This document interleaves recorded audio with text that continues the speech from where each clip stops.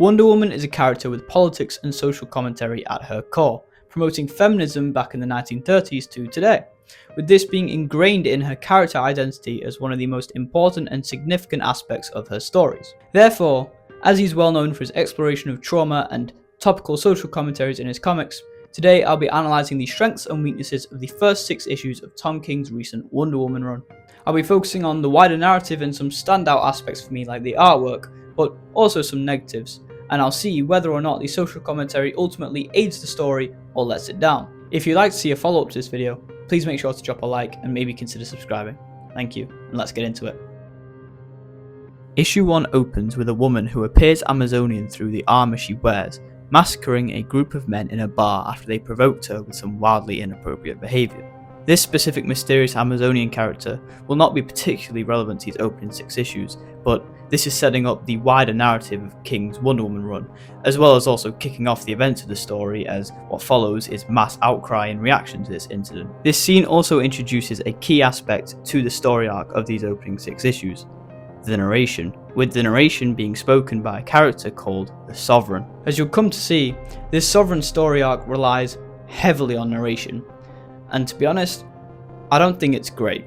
It can sometimes feel like you're reading a book more than a comic, and a lot of the words that the Sovereign says are simply fancy vocabulary that doesn't actually contribute more to what he's saying. Importantly, however, the narration here emphasises how the Sovereign was proud of his battle against Wonder Woman, because he did it to protect himself, for his values, and as the narration puts it, for America. This transitions nicely into what I would consider the first notable social commentary of the comic, especially for the 2020s, which is this page of media reports. Whilst pages like this have been iconic in comics before, like The Dark Knight Rises in 1986, it takes an even more sinister meaning in the modern world, with our heavy reliance on digital media to gather information and form our opinions. With the perpetrator confirmed to be Amazonian, the media reports emphasise that all of the victims were male and the only survivors were female, with some of the journalists describing the attack as an attack on American values. There's also mention of the Amazonian being in the USA on a visa, so it's clear that King is drawing a lot of parallels to modern day America and the conflicts in American society. From the Sovereign's emphasis of "for America" to the journalist's mention of an attack on American values, it seems that King's biggest talking point so far is patriotism. Whilst patriotism is by no means evil and can be a good thing, it does also have a lot of dangers if taken extreme, and it's clear that King is exploring these dangers and using them as a key driving force for the Sovereign in this narrative. Whilst I'd argue that this page was pretty unsubtle and quite obviously parallels the modern American society, it is effective at conveying lots of information to the reader in just one page, as well as the large-scale reporting and outcry on the incident. Following this, we are then introduced to another major villain of this story arc, Sergeant Steele. Sergeant Steele is undercover trying to take down 2 criminals, but then gets a call that the Sovereign needs his help, and so he has to wrap the operation up, which he does by shooting the 2 criminals dead. Whilst the scene is short, I think it's effective in conveying Sergeant Steele's heartlessness, as well as giving him some background through the Sovereign's narration, although I do think this background is quite shallow, as we're simply told the information of his backstory instead of getting to experience it. After a short meeting between Wonder Woman and Steve Trevor, we then get even more media reports, this time showing the juxtaposition between a father's views and his young daughter's views on the Amazonians. Once again, I do find this quite unsubtle, but you could argue that it has to be unsubtle in order to properly criticise the parallels to the conflicts in America. There has been lots of criticism in recent times of American society's perception of immigration, and King is taking a clear stance in this scene, aided by the artwork that helps convey the innocence and purity of the young daughter, who loves Wonder Woman simply because she's a hero, not whether or not she's Amazonian or American. The setup of America turning on the Amazons continues, with a gut-wrenching scene that sees Sergeant Steele and some soldiers go to deport an Amazonian couple, with one of them fighting back and being gunned down by the soldiers. Whilst I do think that this scene is well crafted in making you hate Sergeant Steele and the Sovereign's control over the government, I do feel that the narration drags slightly, with it featuring prominently and distracting the reader from what's going on. After another page of media reports, this time with a senator, the story swings to the island of Themyscira, where Queen Nubia has commanded all Amazons to return to the island. So, they all have. Well, all except one. Sergeant Steele approaches a graveyard and starts speaking to someone off-panel, taunting them as soldiers move in. As a sniper takes position and begins to scope in, we see an outline begin to form. I mean, come on, we all know who it is, but nevertheless, I do still think this scene is very cool and highlights King's strengths as a writer, as at the start we're only relying on Wonder Woman's words, which I feel he writes very well in making her defiantly steadfast to Sergeant Steele. There's also some standout lines here that I think are really good, such as Wonder Woman saying, "You call me a girl because you think I'm a fool, but I'm thinking, those who think girls are fools themselves." Then, Sergeant Steele gives the order and the sniper fires, revealing Wonder Woman for the first time in her full glory as she deflects the bullet. Daniel Sampier's artwork is genuinely magnificent in my opinion, and I think this is one of the earliest instances where you can properly enjoy his style in its entirety, especially as what follows is a gorgeously drawn fight scene that sees Wonder Woman dismantle Sergeant Steele and his soldiers. However, again, this is slightly let down to me by the narration, which starts randomly comparing Wonder Woman to Batman and Superman and overhyping her fight style even though we're literally watching her fight. To me, this kind of feels like Tom King is trying to speak through the Sovereign's narration and celebrate Wonder Woman in this weird semi-breaking of the fourth wall, and it just comes across as a bit jarring and out of place. So, after Wonder Woman makes a complete fool out of Sergeant Steele, the Department of Justice issues an official arrest warrant for Wonder Woman, which, as the Sovereign very helpfully tells the reader, means it's America versus Wonder Woman. We then get another short scene with Steve Trevor, before finally revealing the Sovereign, an old patriarch who rules America in secret using the lasso of lies. The narration makes mention of the lasso of lies being how the Sovereign came to rule America, telling a story of the Sovereign's ancestors coming to America, ridding the land of the natives and discovering their weapon, the lasso of lies. With this, the first Sovereign kept Americans in ignorance of the lasso's existence, because, as the Sovereign rightly says, enlightened people are not happy to remain impotent. Therefore, the original Sovereign fooled America into believing that the laws and way of the country were made of them by their own volition, when they were actually dictated by the Sovereign in secret. What these laws are and how the country operates is irrelevant, as long as one thing, ironically, remains true: the ignorance of the Sovereign and the lasso of lies. Not only do I think that this is well-written insight into the twisted mentality and capabilities of the Sovereign, but even the concept of the lasso of lies I'm a fan of. It's something very unique to Wonder Woman, with it being the antithesis of her most iconic weapon, and as we're going to see, has some dangerous powers and plays a very important role in the story. Starting issue 2, we begin with the parallel of Wonder Woman talking to Steve Trevor before taking on the US military, and her original trial on Themyscira to become Wonder Woman. I think this is a nice concept and admittedly does stop her from talking to Steve being a little bit too boring. And King does again have some pretty good quotes. "They must crash upon rocks to learn they are made of water." Then what follows I can only describe as strange. First of all, we get a full page of Steve Trevor shouting at Wonder Woman and telling her, but also kind of the reader, just how amazing the US military is and how Wonder Woman won't be able to beat them. To me, this feels quite out of character, as he's kind of overly angry for no reason, and the excessive praise of the military is a bit odd, with him literally putting them over literal supervillains like Dr. Psycho, which I think is debatable. However, after that we get this, which is an absolutely beautiful page, and also, in my opinion, the narration nails Wonder Woman's desire for peace as a character. I also forgot to mention this earlier, but so far in King's run, the only weapon Wonder Woman has used in the fighting is her lasso, which I personally am really happy about.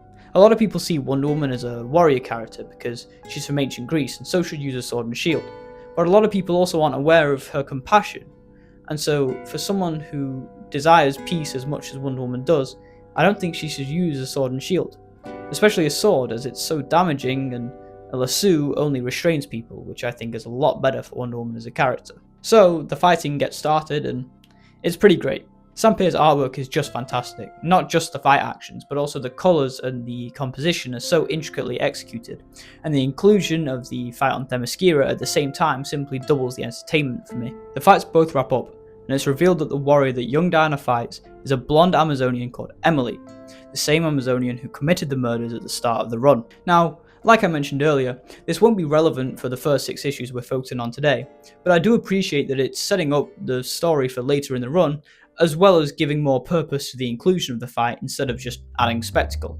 The next issue sees Wonder Woman make a personal visit to Sergeant Steele's office, as well as a side story of the Sovereign being visited by a US Army soldier, which shows not only how vile the Sovereign can be, but but also the dangerous power of the lasso of lies. As the Sovereign gives the soldier a tour of his home, he impresses him with many historical trinkets as well as his material wealth, such as by showing him the pistol that killed Abraham Lincoln. We then get a scene of Wonder Woman fighting her way through the Axe headquarters, Axe being the task force belonging to Sergeant Steele, towards Sergeant Steele's office. To King's credit, he strikes a nice balance of action and humour here, prioritising the humour as the Axe agents keep on realising that Wonder Woman is right there in their headquarters. There's also a good moment where some soldiers are poised and ready to shoot Wonder Woman when elevator doors open, but Wonder Woman simply throws her tiara through a small gap in the elevator doors and sits back and lets it do all the work for her, as we the reader stay with her in the elevator and simply see all of the sounds and noises of the soldiers panicking and being taken out by the tiara.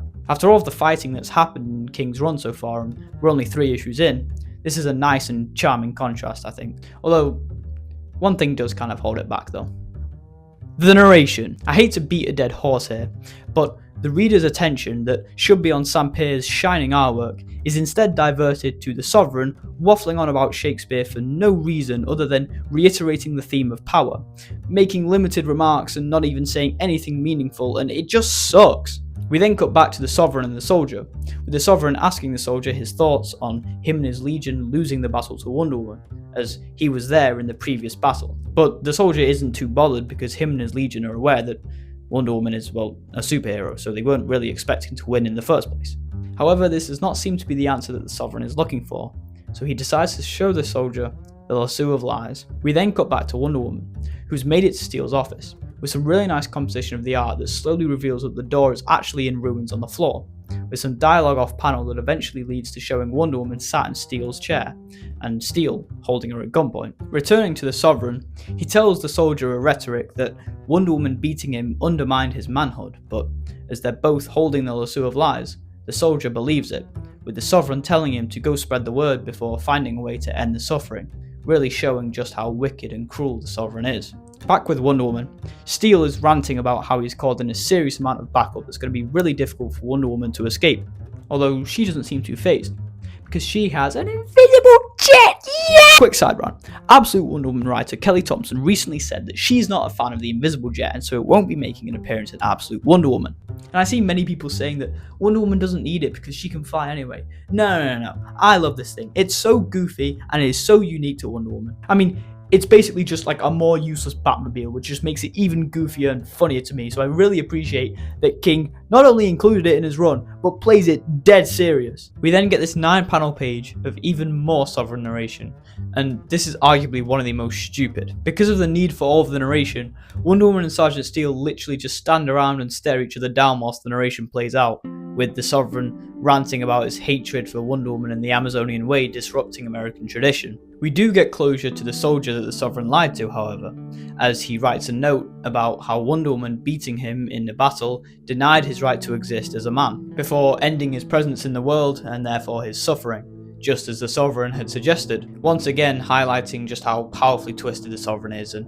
making the reader hate him even more. Finally, Sergeant Steele gives in and provides Wonder Woman with all of the information he has gathered on Emily, the mysterious Amazonian murderer, but also reveals that she's pregnant, leaving the issue on a cliffhanger. Overall, I did really like this issue, and so far I feel that each issue has actually been better than the last. Although, just to let you know, this next issue will be the last one to follow that pattern because it's so good. The next issue, issue 4, is by far the highlight of these opening 6 issues of King's run, and in my opinion, King's entire run so far, as it does a pretty stellar job at capturing Wonder Woman's essence as a superhero. So, without any further ado, let's get into the absolutely brilliant issue 4. The issue opens with another page of media reports, this time reacting to the death of the soldier from last issue, which helps to convey to the readers that the Sovereign's plan has worked, and there is now mass outcry all across America at the actions of Wonder Woman.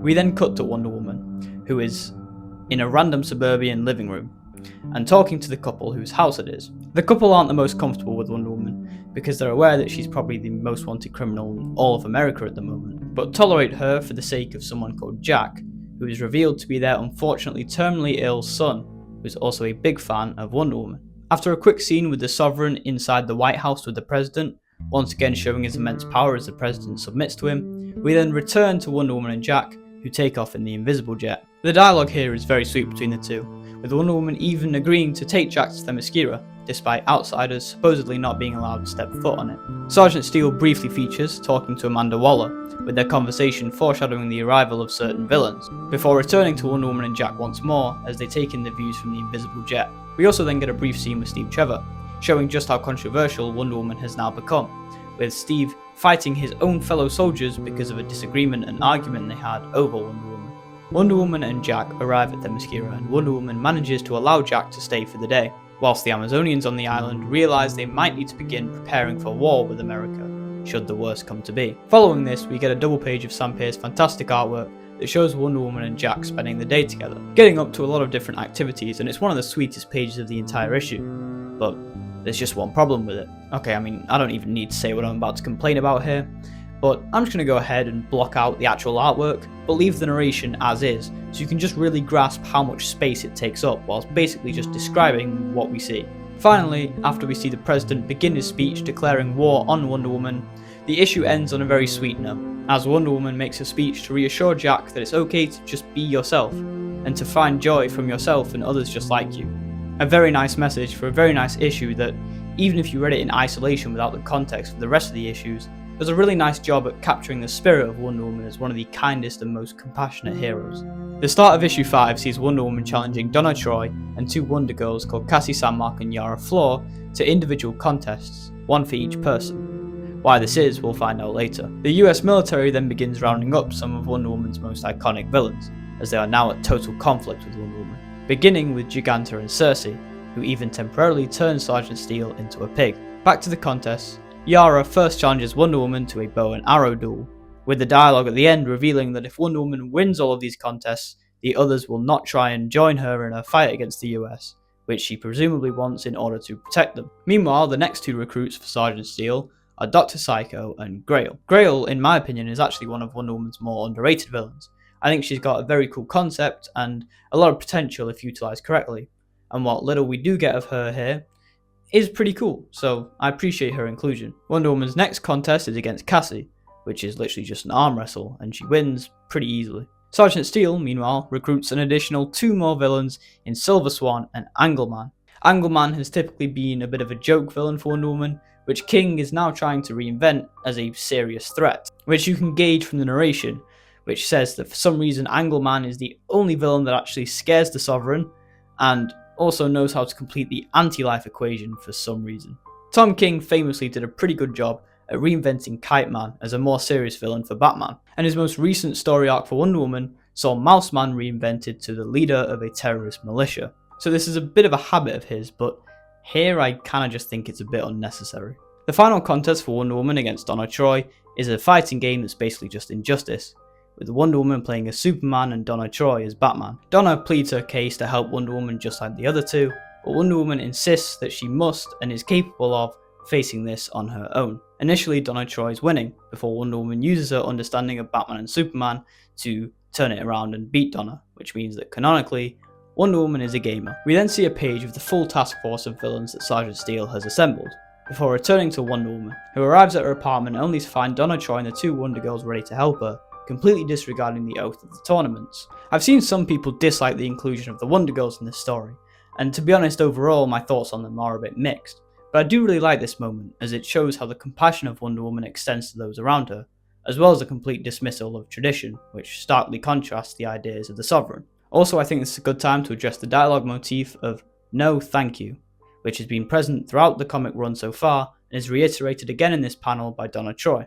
Within the context of this comic, it mainly serves to reiterate the dismissal of authority, often aimed at the Sovereign's authority, which I think is a fine addition, although it doesn't really do much else. I do also think the addition of thank you is nice, instead of just no, as the thank you can serve 2 purposes, sometimes reaffirming Wonder Woman's compassion, and other times condescending and undermining the Sovereign's authority. The final issue begins with Wonder Woman meeting Steve Trevor at the Washington Monument, although Steve is under the mind control of Dr. Psycho, who is using him to bait and distract Wonder Woman, which he just about manages to do long enough until Giganta bursts through the ground in a very cool frame. With Circe also pulling some strings nearby, Wonder Woman prepares for battle, doing her iconic spin to suit up from the Linda Carter TV show, which to me feels a bit like some cheap fan service because it serves no narrative purpose and literally only happens this one time. but I mean, it's only the one page, so it's not that big of a deal. So the fight begins, with Sam Pierce's art shining as Wonder Woman is tackled into the Washington Monument by Silver Swan, after failing to take down Giganta.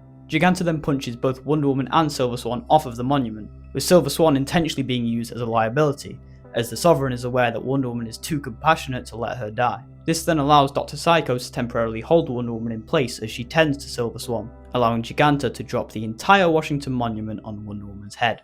The fight, seemingly over, exhausted everyone, including Cersei, Giganta, and Dr. Psycho. However, as the Sovereign goes to toast the defeat of Wonder Woman and the sacrifice of Silver Swan, Sergeant Steel radios him and tells him, "Sovereign, it ain't over."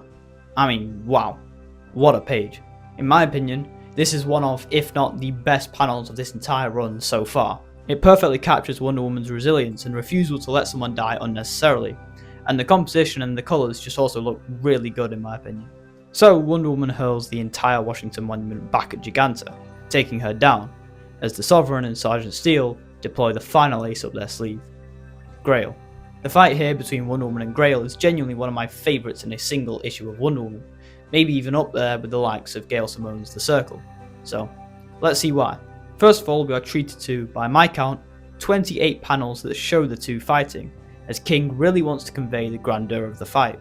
The desire to convey the fight spectacle extends to the narration, which is good. The start of the fight has the narration talk of multiple different perspectives of politicians and bystanders who witness the fight, and all tell the tale in their own slightly different way, really selling the large scale of the fight by implying its long-lasting legacy to those who saw it. Unfortunately, the narration does kind of drag towards the middle, before returning to being actually good at the end, reaffirming Wonder Woman's feminist strength by mentioning the reflection of women rising again and again for their good. The dialogue here is also pretty nice. Earlier, during the simultaneous fights of Wonder Woman fighting the US military and Diana fighting Emily on the Themyscira, the Sovereign's narration mentioned the two differing origins of Wonder Woman, either forged in clay or daughter of Zeus, but didn't definitively say that either one was true. However, upon seemingly beating Wonder Woman, Grail mocks her, saying she can't be the daughter of a god, Zeus, as she is so weak, only the product of dirt. Wonder Woman then corrects her, telling Grail that she was not made of dirt, but clay and hope, as she uppercuts Grail and definitively beats her. Wonder Woman, despite being victorious, finally falls unconscious through exhaustion, leaving the comic on a cliffhanger as it seems that the Sovereign has ultimately won. But the Sovereign's narration only spurs further intrigue, as he says that Wonder Woman's apparent defeat here was simple deceit. In conclusion, in terms of the social commentary, I do think that it was ultimately pretty necessary for the story that King wanted to tell, and definitely wouldn't even be remotely the same without it. But it is definitely handled a bit clumsily or obvious at times, but not enough in my opinion to completely soil the experience. Overall, I think this is a very strong start to the run for Tom King. Now, does the rest of the Sovereign arc live up to these standards? Well, maybe if this video does well and gets over like 300 views, I'll do a follow-up on part 2 of the Sovereign arc, so please make sure to like if you enjoyed and maybe consider subscribing. Thanks for watching.